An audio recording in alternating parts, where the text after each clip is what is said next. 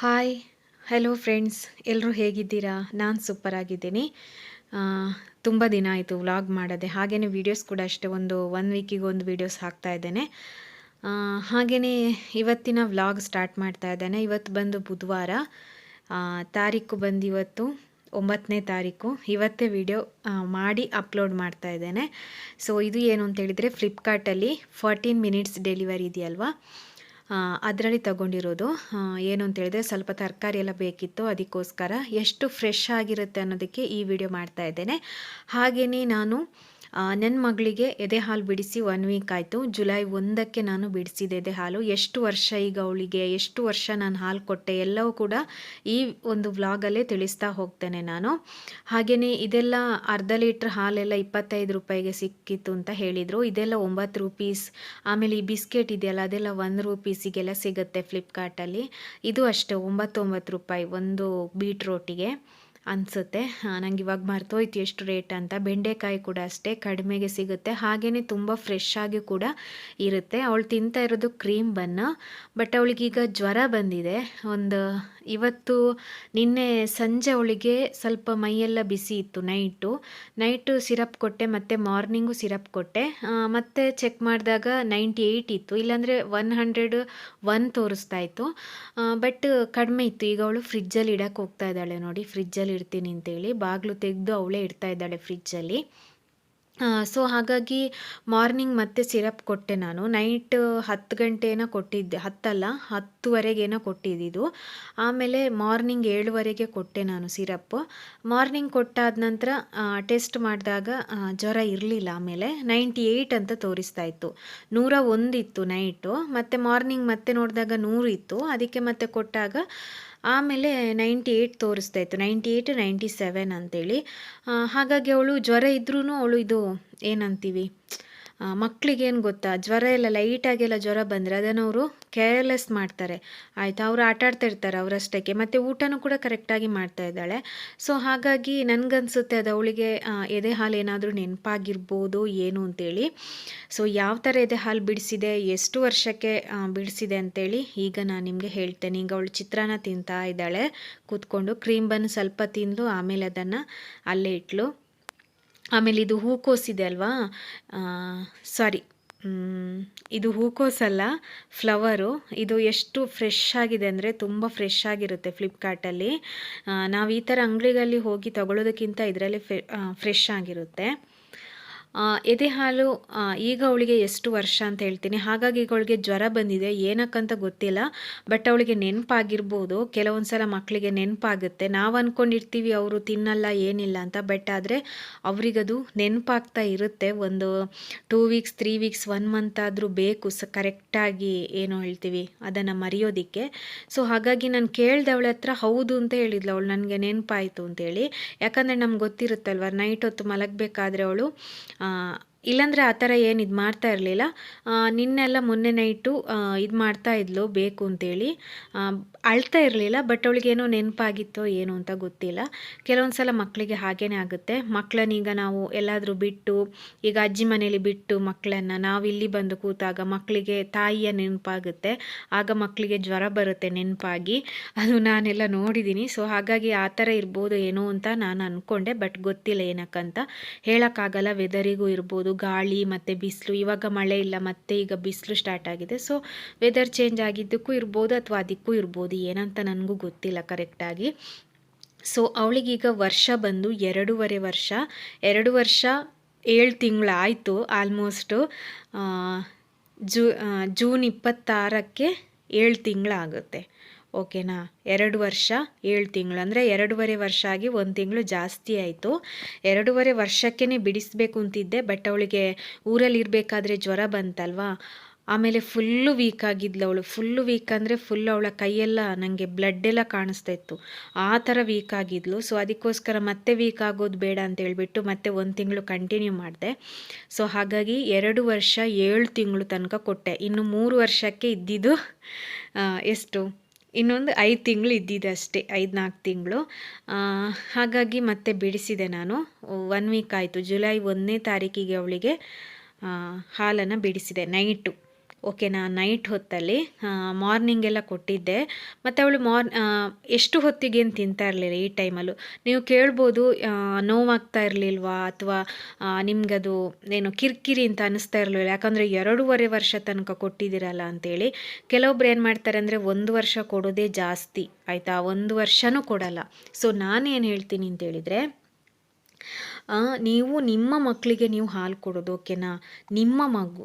So ಹಾಗಾಗಿ 2 ವರ್ಷ ಆದರೂ ಮಿನಿಮಮ್ ಕೊಡಿ. 2.5 ವರ್ಷ ಆಗಿಲ್ಲ ಅಂದ್ರೂ 2 ವರ್ಷ ಆದರೂ ಮಿನಿಮಮ್ ಕೊಡಿ, ಓಕೆನಾ. ಇದು ನೋಡಿ ಗುಲಾಬಿ ಗಿಡ, ಇದು ನಾನು ಪಾಟ್ಗಳನ್ನು ತೋರಿಸ್ತಾ ಇದ್ದೇನೆ, ಗುಲಾಬಿ ಗಿಡಗಳದ್ದು. ಆಮೇಲೆ ಇದರಲ್ಲಿ ಟೊಮೆಟೊ ಕೂಡ ಆಗಿದೆ ನೋಡಿ ಗಿಡದಲ್ಲಿ. ಗುಲಾಬಿ, ಟೊಮೆಟೊ ಗಿಡ, ಅಲೋವೆರಾ ಎಲ್ಲ ಇವಾಗ ಹೇಗಿದೆ ಅಂತೇಳಿ ಜಸ್ಟ್ ಒಂದು ವಿಡಿಯೋ ಮಾಡಿರೋದು. ಎಲ್ಲ ಕೇಳ್ತಾಯಿದ್ರು ಕಮೆಂಟ್ ಮಾಡಿ, ವ್ಲಾಗ್ ಮಾಡಿ ಅಂತೇಳಿ. ಸೊ ಹಾಗಾಗಿ ಕೆಲವೊಬ್ಬರಿಗೆ ಗಾರ್ಡನ್ ಇಷ್ಟ ಆಗುತ್ತೆ, ಹೇಳ್ತಾಯಿದ್ರು ತುಂಬ ಚೆನ್ನಾಗಿ ಸ್ವಲ್ಪ ಇದ್ರೂ ಗಾರ್ಡನು ತುಂಬ ಚೆನ್ನಾಗಿ ಹೂವು ಬಂದಿದೆ. ಟೊಮೆಟೊ ಗಿಡ ಒಂದು ಗಿಡ ಹಾಕಿದ್ರೆ ಇದರಲ್ಲಿ ಒಂದು 4-5 ಗಿಡ ಇದೆ, ಓಕೆನಾ, ಟೊಮೆಟೊ. ಅಷ್ಟರಲ್ಲಿ ಇಷ್ಟು ಟೊಮೆಟೊ ಆಗಿದೆ ನೋಡಿ. ಹೂ ಬಿಡ್ತಾ ಇದೆ, ಇನ್ನೂ ಹೂ ಬಿಡ್ತಾ ಇದೆ. ಸೊ ಅದನ್ನು ಬೇರೆ ಯಾವುದ್ರಲ್ಲೂ ನಡೋದಕ್ಕೆ ಹೋಗಿರಲಿಲ್ಲ, ಜಸ್ಟ್ ಪಾಟಿಗೆ ಹಾಕಿಬಿಟ್ಟಿದ್ದು ಗಿಡ ಬಂದುಬಿಟ್ಟಿದೆ. ಸೊ ನೋಡಿ ಟೊಮೆಟೊ ಆಗಿದೆ. ಸೊ ಹಾಗಾಗಿ ಅಟ್ಲೀಸ್ಟ್ ಮಕ್ಕಳಿಗೆ 2 ಇಯರ್ಸ್ ಆದರೂ ಕೊಡಿ ಎದೆ ಹಾಲು. ನಿಮ್ಮ ಮಗ ಅಲ್ವಾ, ಕೆಲವೊಬ್ಬರು 1 ವರ್ಷನೂ ಕೊಡಲ್ಲ, ಓಕೆನಾ. ಮತ್ತು ಇನ್ನೊಂದು ಏನು ಗೊತ್ತಾ, ಯಾರ ಸಪೋರ್ಟ್ ಕೂಡ ಇಲ್ಲದೆ ಹೇಗೆ ಎದೆ ಹಾಲು ಬಿಡಿಸೋದು ಅಂತ ನಂಗೆ ಗೊತ್ತಾಗಿದೆ. ನನಗಂತೂ ತುಂಬ ಭಯ ಆಗ್ತಾಯಿತ್ತು, ಯಾಕಂದರೆ ಕೆಲವೊಬ್ಬರಿಗೆ ಏನೇ ಎದೆ ಹಾಲು ಏನು ಕೊಡಬಾರ್ದು, ಅದಕ್ಕೆ ಏನು ಇದು ಮಾಡಿದ್ರು ಅವ್ರು ಅದನ್ನು ಒರೆಸ್ಬಿಟ್ಟು ಕೂಡ ತಿಂತಾರೆ ಅಂತೆಲ್ಲ ಹೇಳ್ತಾಯಿದ್ರು. ನಂಗೆ ತುಂಬ ಭಯ ಆಯಿತು. ಹಾಗಿದ್ರೆ ಇವಳನ್ನು ಹೆಂಗಪ್ಪ ಎದೆ ಹಾಲು ಬಿಡಿಸೋದು ಅಂತೇಳಿ. ಸೊ ನೋಡಿ, ಇದು ಈ ಅಲೋವೆರಾ ನೋಡಿ ಮೇಲ್ಗಡೆ ಕಟ್ಟಿಬಿಟ್ಟಿದ್ದಾರೆ, ಇಲ್ಲಾಂದರೆ ಅದು ಈಚೆ ಬೀಳುತ್ತೆ. ಅದಕ್ಕೋಸ್ಕರ ನನ್ನ ಮಾತು ಹೇಗೆ ನಾನು ಮಾತಾಡ್ತೀನಿ ಅಂತ ನನಗೆ ಗೊತ್ತಿಲ್ಲ, ಬಟ್ ನಾನು ಇದೇ ಥರ ಮಾತಾಡೋದು. ಕೆಲವೊಬ್ಬರಿಗೇನು ನಾನು ಮಾತಾಡೋ ಶೈಲಿ ಇರ್ಬೋದು ಅಥವಾ ಏನಾದರೂ ಹೇಳುವಂಥ ರೀತಿ ಇರ್ಬೋದು, ಅದು ಕರೆಕ್ಟ್ ಅಂತ ಅನಿಸ್ತಾ ಇರಲಿಲ್ವೇನು, ಬಟ್ ನಾನು ಇದೇ ಥರ ಮಾತಾಡೋದು. ಇವಾಗ ಅವಳು ಬಲೂನನ್ನು ಊದ್ತಾ ಇದ್ದಾಳೆ ನೋಡಿ. ಹಾಗೆ ನಾನು ಹೇಳೋದೇನು ಗೊತ್ತಾ, ಅಟ್ಲೀಸ್ಟ್ ಒಂದು 2 ಇಯರ್ಸ್ ಆದರೂ ಕೊಡಿ ಮಕ್ಕಳಿಗೆ ಎದೆ ಹಾಲು. ಆಮೇಲೆ ಆ ಥರ ನನಗೆ ಭಯ ಆಯಿತು. ನಿಜವಾಗ್ಲೂ ಹೇಳ್ಬೇಕಂದ್ರೆ ಯಾರ ಸಪೋರ್ಟ್ ಕೂಡ ಬೇಡ ಎದೆ ಹಾಲು ಬಿಡಿಸೋಕ್ಕೆ, ಓಕೆನಾ. ಯಾರ ಸಪೋರ್ಟ್ ಇಲ್ಲದೆ ನಾನು ಜುಲೈ 1ನೇ ತಾರೀಕಿಗೆ ಅವಳಿಗೆ ನೈಟ್ ಹೊತ್ತಲ್ಲಿ ನಾನು ಏನು ಹಾಕಿದ್ದು ಅಂತೇಳಿದರೆ ಎದೆಗೆ ಇದು ಅಲೋವೆರಾ ಬರುತ್ತೆ ನೋಡಿ. ಈಗ ನೀವು ನೋಡಿದ್ದೀರಾ ಅಲೋವೆರಾ, ಕೆಲವೊಂದು ಮನೆಗಳಲ್ಲಿ ಅಲೋವೆರಾ ಏನಂತ ಹೇಳಿದರೆ ಕಹಿಯೇ ಇರಲ್ಲ ಅದು ಸ್ವಲ್ಪನೂ. ಬಟ್ ನಮ್ಮ ಮನೇಲಿ ಅಲೋವೆರಾ ಇದೆಯಲ್ಲ ತುಂಬ ಅಂದರೆ ತುಂಬ ಕಹಿ. ಅದು ಜಸ್ಟ್ ನೀವು ಅದನ್ನು ಹಚ್ಚಿದರೆ ಸಾಕು ನಿಮ್ಮ ಎದೆಗೆ, ಅದು ಏನು ಚೆನ್ನಾಗಿ ತೊಳೆದು ವಾಶ್ ಮಾಡಿದರೆ ಮಾತ್ರ ಅದರ ಕಹಿ ಹೋಗುತ್ತೆ, ಇಲ್ಲಾಂದರೆ ಕಹಿ ಹೋಗೋದೇ ಇಲ್ಲ. ನೋಡಿ ಬಲೂನ್ ಎಷ್ಟು ದೊಡ್ಡದಾಗಿ ಊದ್ತಾ ಇದ್ದಾಳೆ ಅಂತ ಅವಳು ನೋಡಿ. ಆಚೆ ಆಚೆ ಓಡಾಡ್ತಾನೆ ಇದ್ದಾಳೆ. ಆದರೂ ಅವಳಿಗೆ ಏನು ಜ್ವರ ಬಂದಿದೆ ಅಂತಲೇ ನನಗೆ ಅನ್ನಿಸ್ತಾ ಇರಲಿಲ್ಲ. ಗಂಟೆ ಬಂದು 11 ಆಗಿದೆ, ಪಾಯಸ ಮಾಡು ಅಂತ ಹೇಳ್ತಾ ಇದ್ಲು. ಸೊ ಹಾಗಾಗಿ ಗೋಧಿ ಕಡಿ ಪಾಯಸ ಮಾಡ್ತಾ ಇದ್ದೇನೆ, ಅವಳದು ಫೇವ್ರೇಟ್ ಇದು. ಸೊ ಅದಕ್ಕೋಸ್ಕರ ಈ ಒಂದು ಪಾಯಸ ಮಾಡ್ತಾ ಇದ್ದೇನೆ. ಸೊ ನಾನು ಹಚ್ಚಿರೋದು ಕೂಡ ಅಲೋವೆರಾನೇ. ಆವತ್ತು ನೈಟ್ ನಾನು ಅಲೋವೆರಾ ಹಚ್ಚಿದೆ.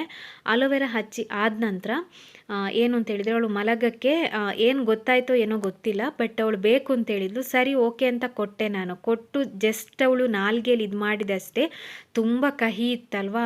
ಅಯ್ಯೋ ಬೇಡ ಅದಕ್ಕೆ ನೀನು ನಮ್ಮ ತುಳುವಲ್ಲಿ ಕಕ್ಕ ಅಂತೇಳಿ ಹೇಳ್ತಾಳೆ ಅವಳು, ಕಕ್ಕ ನೀನು ಮುಟ್ಟಿಸಿದೀಯ, ಅದಕ್ಕೆ ನನಗೆ ಬೇಡ ಅಂತ ಅವಳು ಹೇಳಿದ್ಲು.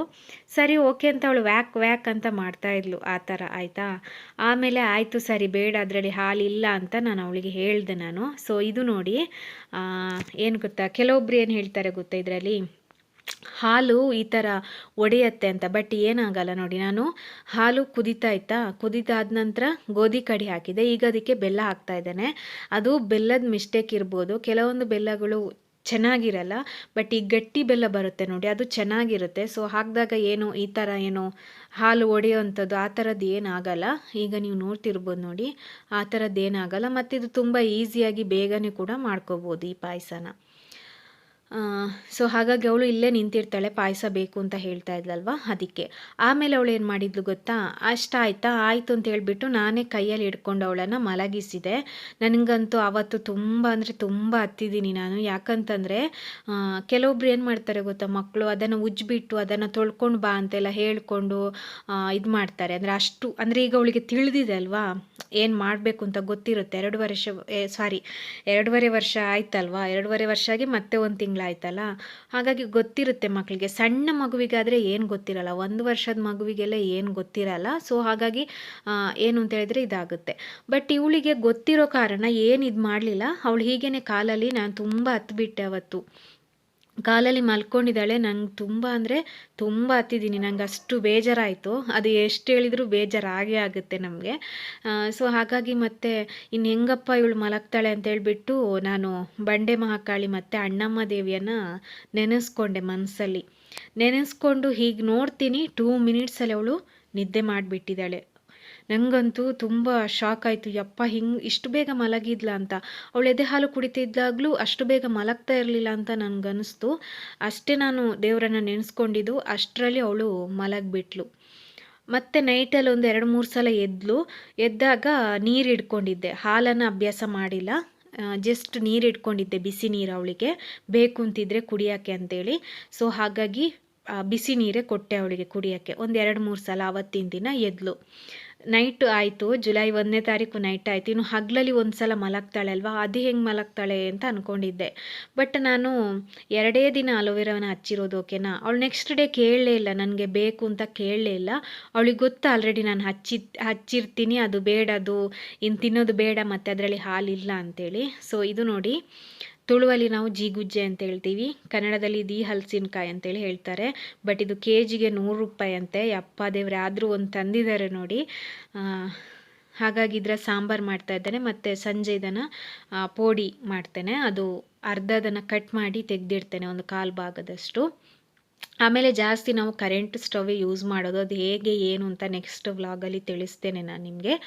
ಹಾಗೆ ಎದೆ ಹಾಲು ಆಮೇಲೆ ಅವಳು ಹಗಲೊತ್ತಲ್ಲೂ ತಿಂದಿಲ್ಲ, ಬೇಡ ಅಂತ ಹೇಳಿದ್ಲು, ಏನಿದು ಮಾಡಲಿಲ್ಲ. ಆವತ್ತು ನೈಟು ಕೂಡ ಅಷ್ಟೇ ಮಲಗಿದ್ಲು. 1-2 ದಿನ ಹಚ್ಚಿದ್ದೀನಿ ಅಷ್ಟೇ. ಮತ್ತು ಅವಳು ಬೇಕು ಬೇಕು ಅಂತ ಹಠ ಮಾಡೋದಾಗಲಿ ಅಥವಾ ಅಳೋದಾಗಲಿ, ನಂಗೆ ಬೇಕೇ ಬೇಕು ಅಂತೇಳಿ ಇದು ಮಾಡೋದಾಗಲಿ ಏನು ಕೂಡ ಮಾಡಿಲ್ಲ, ಓಕೆನಾ. ಏನು ಇದು ಮಾಡಲಿಲ್ಲ ಅವಳು. ನನಗಂತೂ ತುಂಬಾ ಖುಷಿ ಆಯಿತು, ಮತ್ತು ಒಂದು ಕಡೆ ಬೇಜಾರಾಯಿತು. ಯಾಕಂದರೆ ಪಾಪ ಕುಡಿತಾ ಇದ್ಲು ಮಲಗಬೇಕಾದ್ರೆ, ಆದರೆ ಇವಾಗ ಬಿಡಿಸಿದೆ ಅಲ್ಲ ಅಂತೇಳಿ. ನೀವು ಕೇಳ್ಬೋದು, ನಿಮ್ಮ ಕಿರಿಕಿರಿ ಅನ್ನಿಸ್ತಿರ್ಲಿಲ್ವಾ ಅವಳು ಕುಡಿಬೇಕಾದ್ರೆ ಇಷ್ಟು ವರ್ಷ ಕೊಟ್ರಲ್ಲ ಅಂತ. ಏನು ಕಿರಿಕಿರಿ ಅಂತ ಅನ್ನಿಸ್ತಾ ಇರಲಿಲ್ಲ ನನಗೆ. ತುಂಬಾ ಏನು ಅವಳಿಗೆ ಎದೆ ಹಾಲು ಕೊಡೋದಂದರೆ ನಂಗೆ ತುಂಬಾ ಇಷ್ಟ ಆಗ್ತಾಯಿತ್ತು. ಯಾಕಂತಂದರೆ ನನ್ನ ಮಗುವಿಗೆ ಅಲ್ವಾ ನಾನು ಎದೆ ಹಾಲು ಕೊಡೋದು. ನಿಮ್ಮ ಮಗುವಿಗೆ ನೀವು ಎದೆ ಹಾಲು ಕೊಟ್ಟಾಗ ಇಷ್ಟು ವರ್ಷ ಯಾಕೆ ಕೊಡೋದಪ್ಪ ಅಂತೇಳಿ ಅನ್ಕೋಬಾರ್ದು. ಪಾಪ ಅದು ನಿಮ್ಮ ಮಗುವೆ, ಓಕೆನಾ.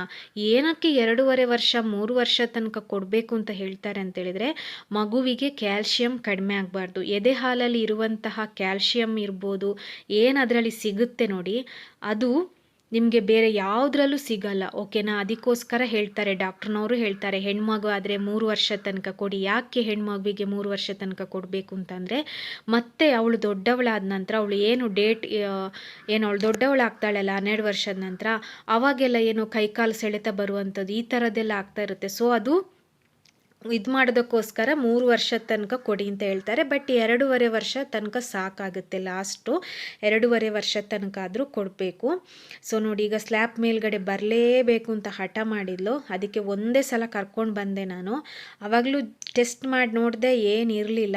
ಬಟ್ ಇಲ್ಲಿ ಬಂದ ನಂತರ ಹಠ ಮಾಡೋಕ್ಕೆ ಸ್ಟಾರ್ಟ್ ಮಾಡಿದ್ಲು. ಆಮೇಲೆ ಬೈದ್ಬಿಟ್ಟು ಮನೆಗೆ ಕರ್ಕೊಂಡು ಬಂದೆ ನಾನು. ಹಸ್ಬೆಂಡ್ ಹೇಳಿದರು ಮೇಲೆ ಕರ್ಕೊಂಡು ಹೋಗಬೇಡ ಗಾಳಿಗೆ ಅಂತೇಳಿ. ಬಟ್ ಅವಳು ಕೇಳಬೇಕಲ್ವಾ, ಜೋರು ಹಠ ಮಾಡಿ ಅಳ್ತಾ ಇದ್ದರೆ ಮತ್ತೆ ವಾಮಿಟ್ ಮಾಡಿಬಿಡ್ತಾಳೆ ಅವಳು. ಹಠ ಮಾಡಿ ಅಳಕ್ಕೆ ಸ್ಟಾರ್ಟ್ ಮಾಡಿದರೆ ಮತ್ತೆ ವಾಮಿಟಿಂಗ್ ಮಾಡ್ತಾಳೆ. ಅದಕ್ಕೋಸ್ಕರ ಹಠ ಮಾಡಿ ಅಳ್ತಾ ಇದ್ಲು. ಅದಕ್ಕೆ ಒಂದು ಸಲ ಕರ್ಕೊಂಡು ಹೋಗು ಅಂತ ಹೇಳಿದ್ರು, ಒಂದು ಸಲ ನೀನು ಬಾ ಅಂತ. ಅದಕ್ಕೆ ಮತ್ತೆ ಒಂದು ಸಲ ಕರ್ಕೊಂಡು ಹೋದೆ ನಾನು ಮೇಲ್ಗಡೆಗೆ. ಹಾಗೆ ಆಮೇಲಿಂದ ಅವಳಿಗೆ ನೆನಪಾಗಲಿಲ್ಲ, ಮತ್ತು ಅವಳು ಬೇಕು ಅಂತ ನನ್ನನ್ನು ಹಠನೂ ಕೂಡ ಮಾಡಲಿಲ್ಲ, ಏನು ಮಾಡಲಿಲ್ಲ. ಸೊ ಹಾಗಾಗಿ ಈಸಿಯಾಗಿ ಎದೆ ಹಾಲು ಅವಳಿಗೆ ಬಿಡಿಸಿದೆ ನಾನು. ಯಾರ ಸಪೋರ್ಟ್ ಕೂಡ ಇಲ್ಲ. ಕೆಲವೊಬ್ರು ಹೇಳ್ತಾಯಿದ್ರು ಏನು ಅಂತಂದರೆ, ಎದೆ ಹಾಲು ಬಿಡಿಸ್ಬೇಕಂದ್ರೆ ನೀನು ಇಲ್ಲಿ ಈಗ ಊರಲ್ಲಿ ಮನೇಲಿ ಬಿಡಬೇಕಾಗುತ್ತೆ, ನೀನು ಬೇರೆ ಇರಬೇಕಾಗುತ್ತೆ, ಇಲ್ಲಾಂದ್ರೆ ಅವರು ಅಷ್ಟು ಬೇಗನೆ ಬಿಡಲ್ಲ ಅಂತ. ಬಟ್ ಇವಳು ಆ ಥರ ಮಾಡಲಿಲ್ಲ ಆಯಿತಾ, ನಿಜವಾಗ್ಲೂ ಹೇಳ್ಬೇಕಂದ್ರೆ. ಆಮೇಲೆ ನೈಟ್ ಇವಾಗ ಹೇಗೆ ಮಲಗ್ತಾಳೆ ಅಂತ ನೀವು ಕೇಳ್ಬೋದು. ನಾನೇನು ಕೈಯಲ್ಲಿ ಹಿಡ್ಕೊಂಡು ಮಲಗಿಸಲ್ಲ ಅವಳನ್ನು, ಅವಳಾಗಿ ಮಲಗ್ತಾಳೆ ಅವಳು. ನಾನು ಮಲಗಿದ ಹಾಗೆ ಆ್ಯಕ್ಟಿಂಗ್ ಮಾಡ್ತೀನಿ, ನನಗೆ ನಿದ್ದೆ ಬಂತು ಅಂತ. ಸೊ ಅವಳು ಆಟ ಆಡ್ತಾ ಅವಳಷ್ಟಕ್ಕೆ ಆಟ ಆಡ್ತಾ ಇರ್ತಾಳೆ. ನೈಟು ಲೈಟೆಲ್ಲ ಆಫ್ ಮಾಡಿರುತ್ತೆ, ಅಂದರೆ ಹೊರಗಡೆ ಲೈಟ್ಸ್ ಎಲ್ಲ ಇರುತ್ತೆ ಅಲ್ವ, ಅದು ಕಾಣಿಸ್ತಾ ಇರುತ್ತೆ. ಬಟ್ ಅವಳಷ್ಟಕ್ಕೆ ಅವಳು ಆಟ ಆಡ್ಕೊಂಡು ನಿದ್ದೆ ಮಾಡಿಬಿಡ್ತಾಳೆ ಅವಳೆ. ನಾನು ಕೈಯಲ್ಲಿ ಹಿಡ್ಕೊಂಡು ನಿದ್ದೆ ಮಾಡಿಸೋದಾಗಲಿ ಆ ಥರ ಮಾಡಲ್ಲ. ಏನಾದರೂ ಅವಳಿಗೆ ನಿದ್ದೆ ಬರ್ತಾ ಇಲ್ಲ, ಏನು ಮಾಡಿದರೂ ನಿದ್ದೆ ಬರ್ತಾ ಇಲ್ಲ ಅಂತ ಅಂದಾಗ ಮಾತ್ರ ಕೈಯಲ್ಲಿ ಹಿಡ್ಕೊ ಅಂತ ಹೇಳ್ತಾಳೆ, ನಿದ್ದೆ ಮಾಡಿಸು ಅಂತ. ಇಲ್ಲಾಂದರೆ ಅವಳಾಗಿ ಹೋಗಿ ಮಲಗ್ತಾಳೆ. ಸೊ ಇವಾಗ 1:15 ಏನಾಯಿತು, ಮೇಲ್ಗಡೆಯಿಂದ ಕರ್ಕೊಂಡು ಬಂದೆ. ಅವಳಿಗೆ ರೈಸ್ ಹಾಕಿ ಕೊಟ್ಟಿದ್ದೀನಿ ಊಟ ಮಾಡೋದಕ್ಕೆ. ಊಟ ಮಾಡಿ ಸಿರಪ್ ಕೊಡೋಣ ಅಂತ ಒಂದ್ಸಲ ಟೆಸ್ಟ್ ಮಾಡಿದೆ, 101 ಅಂತ ತೋರಿಸ್ತಾ ಇತ್ತು. ಅದಕ್ಕೋಸ್ಕರ ಊಟ ಮಾಡಿಸಿ ಆಮೇಲೆ ಸಿರಪ್ ಕೊಡೋಣ ಅಂಥೇಳಿ 1:20 ಆಯಿತು, ಮೇಲ್ಗಡೆಯಿಂದ ಕರ್ಕೊಂಡು ಬಂದೆ. ಪಾಯಸ ಕೂಡ ತಿಂದಿದ್ಲು 2-3 ಸಲ. ಅವಳು ಗೊತ್ತು ಮಾಡಿಸ್ತಾ ಇಲ್ಲ, ಅಂದರೆ ಜ್ವರ ಇದೆ, ಮೈಕೈ ನೋವು ಆಗ್ತಾಯಿದೆ ಅಂತ ಇದು ಮಾಡ್ತಾ ಇಲ್ಲ ಅವಳು. ಸೊ ಹಾಗಾಗಿ ಇಂತೂ ಅವಳದು ಏನು ಎದೆ ಹಾಲು ಬಿಡಿಸಿದೆ. ಈಗ ಕೇಳ್ಬೋದು, ನಿಮ್ಗೆ ಎದೆ ಹಾಲು ಇವಾಗ ಬಿಡಿಸಿದ್ರಲ್ಲ ಏನಾದರೂ ಇದಾಗ್ತಾ ಇದೆಯಾ ಅಂತ. ಏನು ಇದಾಗ್ತಾ ಇಲ್ಲ ನನಗೆ, ಏನು ಗಟ್ಟಿ ಇದು ಮಾಡು ಅಂದರೆ ಅದರಲ್ಲಿ ಏನಿಲ್ಲ ಇವಾಗ. ಓಕೆನಾ, 2.5 ವರ್ಷ ತನಕ ಕೊಟ್ಟಿದ್ದೀನಲ್ಲ, ಹಾಗಾಗಿ ನನಗೆ ಏನು ಆಗ್ತಾ ಇಲ್ಲ. ಜ್ವರ ಬರೋದಾಗಲಿ ಅಥವಾ ಗಟ್ಟಿ ಥರ ಆಗೋದಾಗಲಿ ಆ ಥರದ್ದು ಏನಾಗ್ತಾ ಇಲ್ಲ. ಈಗ ಅವಳಿಗೆ ಜ್ವರ ಟೆಸ್ಟ್ ಮಾಡ್ತಾ ಇದ್ದೇನೆ ನೋಡಿ, 101 ಅಂತ ತೋರಿಸ್ತಾ ಇದೆ. ಸೊ ಹಾಗಾಗಿ ಮತ್ತೆ ಸಿರಪ್ ಕೊಟ್ಟೆ ಅವಳಿಗೆ, 101 ಅಂತ ತೋರಿಸ್ತಾ ಇತ್ತು. ಒಂದು ಸಲ ಕಡಿಮೆ ಆಗುತ್ತೆ, ಮತ್ತೆ ಇದು ಬರ್ತಾ ಇದೆ, ನೋಡಬೇಕು. ಸಂಜೆ ಆದಾಗ ಕಡಿಮೆ ಆಗಿಲ್ಲ ಅಂದರೆ ಹಸ್ಬೆಂಡ್ಗೆ ಕಾಲ್ ಮಾಡಿ ಹೇಳಬೇಕು. ಆ ಥರದ್ದು ಶೀತ ಆಗಲಿ ತಲೆನೋವಾಗಲಿ ಅಥವಾ ಆ ಥರದ್ದು ಏನಿಲ್ಲ ನೋಡಿ. ಅವಳು ಆ್ಯಕ್ಟಿವ್ ಹೇಗಿರ್ತಾಳೆ ಆ ಥರನೇ ಆ್ಯಕ್ಟಿವ್ ಆಗಿದ್ದಾಳೆ. ಈಗ 2:10 ಆಗಿದೆ, 2:10ಕ್ಕೆ ಅವಳನ್ನು ಹೋಗಿ ಮಲಗಿಸಿದೆ. ಇಲ್ಲಾಂದರೆ ಪ್ಯಾಂಪಸ್ ಏನು ಹಾಕಲ್ಲ, ಡೈಪರ್ ಏನು ಹಾಕಲ್ಲ ಅವಳಿಗೆ. ಈಗೇನೆ ನಾನು ಮಲಗಿಸೋದು. ಅವಳನ್ನು ರೀಸಸ್ ಮಾಡಿ ಕರ್ಕೊಂಡು ಬಂದು ಮಲಗಿಸಿ ಮಿಡಲಲ್ಲಿ ಎದ್ದೇಳ್ತಾಳಲ್ಲ, ಮತ್ತೆ ಕರ್ಕೊಂಡೋಗಿ ಮಾಡಿಸಿ ಮಲಗಿಸ್ತೇನೆ. ಬಟ್ ಇವತ್ತು ಅವಳಿಗೆ ಸ್ವಲ್ಪ ಹುಷಾರಿಲ್ಲದ ಕಾರಣ ಮತ್ತೇನಾದರೂ ಪಾಯಸ ಕೂಡ ಕುಡಿದ್ಲ. ಆಮೇಲೆ ಮತ್ತೆಲ್ಲಾದರೂ ಮಿಡ್ಲಲ್ಲಿ ಸ್ವಲ್ಪ ಜಾಸ್ತಿ ಹೊತ್ತು ಮಲಗಿದರೆ ಸುಸ್ತಾಗ್ತಾಯಿದ್ರೆ ಅಂಥೇಳಿ ಮತ್ತೆ ನಾನು ಡೈಪರೇ ಹಾಕಿ ಮಲಗಿಸಿದೆ, ಫುಲ್ಲು ಇದು ಮಾಡಿ. ಸೊ ಹಾಗಾಗಿ ಈ ಥರ ಇದೆ, ಹಾಲು ಬಿಡಿಸಿದೆ. ಇನ್ನೂ ನೀವೇನಾದರೂ ಡೌಟ್ಸ್ ಇದ್ದರೆ ಕಮೆಂಟ್ ಮೂಲಕ ತಿಳಿಸಿ, ನೆಕ್ಸ್ಟ್ ವ್ಲಾಗಲ್ಲಿ ನಾನು ನಿಮಗೆ ತಿಳಿಸ್ತೇನೆ.